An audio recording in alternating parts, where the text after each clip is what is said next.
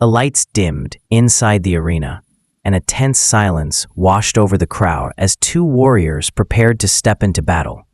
Chris "Primetime" Colbert, clad in silver and black, walked to the ring with confidence, his trademark swagger on full display.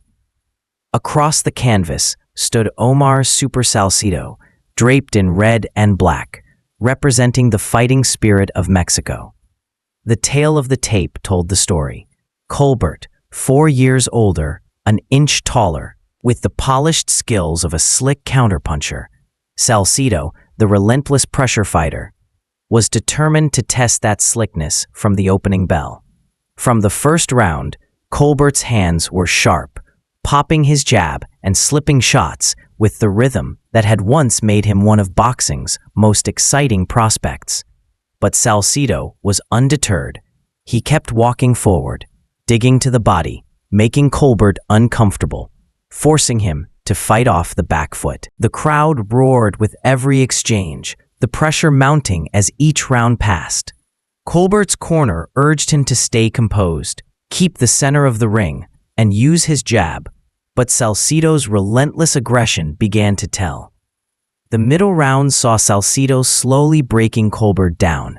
Body shots thudded against Colbert's ribs like a drum, wearing him down physically and mentally. Each round became a battle for space, with Colbert trying to find his rhythm, while Salcido dragged him into a war.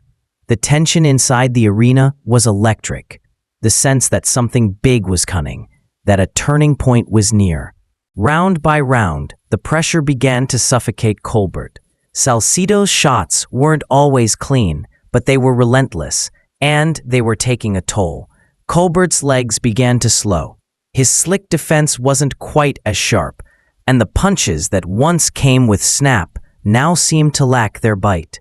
The crowd sensed the momentum shift and began to roar every time Salcido closed the distance and landed to the body.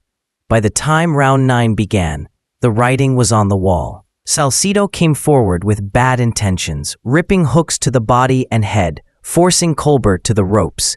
Each shot drew gasps from the fans. Colbert's back was against the wall, literally and figuratively. His corner, seeing their fighter take heavy punishment and unable to turn the tide, made the heartbreaking decision. At just 1 minute and 2 seconds into the 9th round, the red towel flew into the ring. The fight was over.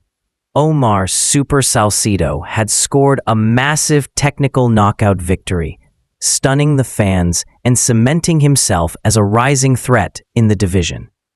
Colbert stood in his corner, disappointed but respectful, nodding as Salcido's hand was raised in triumph. The arena erupted in applause, not just for the winner, but for the courage both men had shown inside the ropes.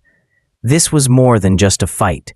It was a clash of styles, a battle of wills, and on this night, the relentless pressure of Salcido proved too much for the slick counterpunching of Chris Colbert. By the midpoint of the fight, the contest had transformed from a tactical chess match into a war of attrition. Salcido had found his rhythm, stepping inside, digging to the ribs, and forcing Colbert into uncomfortable territory.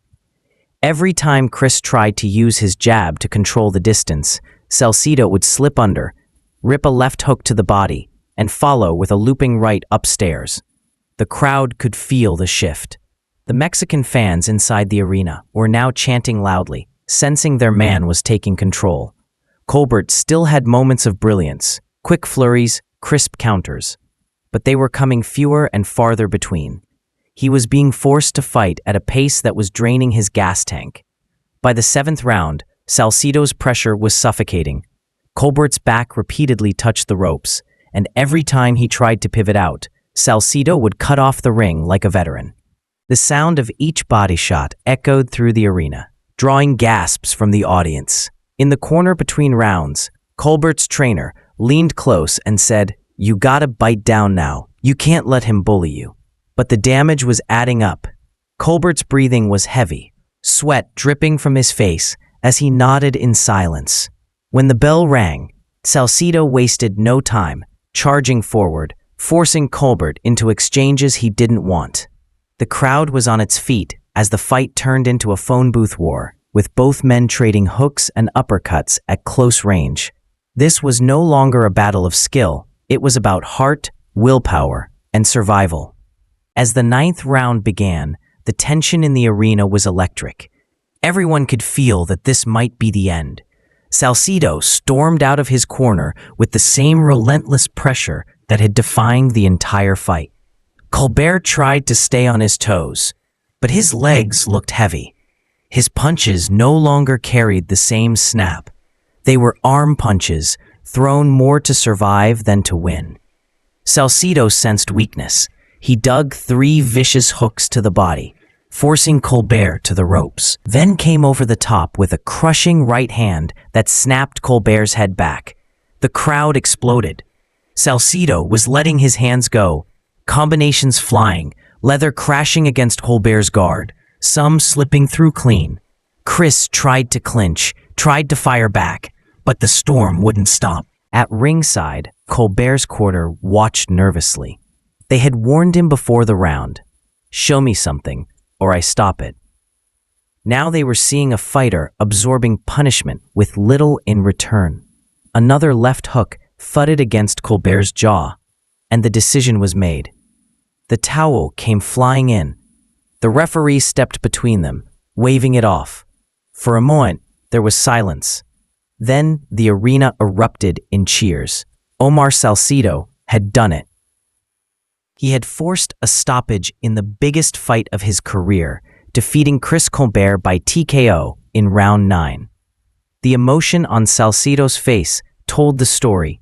He had walked through fire and come out victorious. As Salcido's team stormed the ring in celebration, Colbert stood in his corner, a picture of frustration and disappointment.